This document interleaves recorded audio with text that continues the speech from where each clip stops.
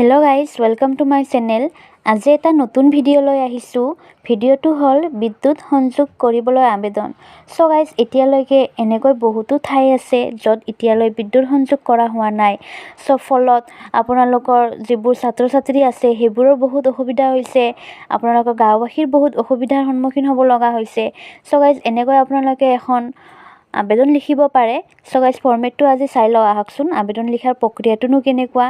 প্ৰথমতে প্ৰতি মাননীয় পৰিচালক মহোদয় অসম ৰাজ্যিক বিদ্যুৎ পৰিষদ সংমণ্ডল তাৰিখ ইয়াতে আপোনাৰ তাৰিখটো দি ল'ব সংমণ্ডলটো দি ল'ব যোনদিনা আপোনালোকে এপ্লিকেশনখন দিব বা আবেদনখন দিব সেইদিনাৰ তাৰিখটোহে ইয়াতে লিখিব এতিয়া বিষয় বিদ্যুৎ সংযোগ কৰিবলৈ আবেদন বিষয়টো এনেকৈ লিখি ল'ব যে বিদ্যুৎ সংযোগ কৰিবলৈ আবেদন এনেকৈ আপোনালোকে বিষয়টো লিখি ল'ব মহোদয় বিহিত সন্মানপূৰ্বক সহকাৰে আপোনাক দৃষ্টিগোচৰ কৰিব বিচাৰিছো যে আমাৰ অঞ্চলটোত এতিয়ালৈকে বিদ্যুৎ ব্যৱস্থা হোৱা নাই ফলত সাধাৰণ ৰাইজৰ লগতে ছাত্ৰ-ছাত্ৰীসকলৰ অত্যাধিক অসুবিধাৰ সন্মুখীন হৈছে গতিকে দয়ালু মহোদয়ৰ ওচৰত আমাৰ অনুৰোধ যে আমাৰ অঞ্চলটোত অতি সোনকালে বিদ্যুৎ ব্যৱস্থা গ্ৰহণ কৰে যেন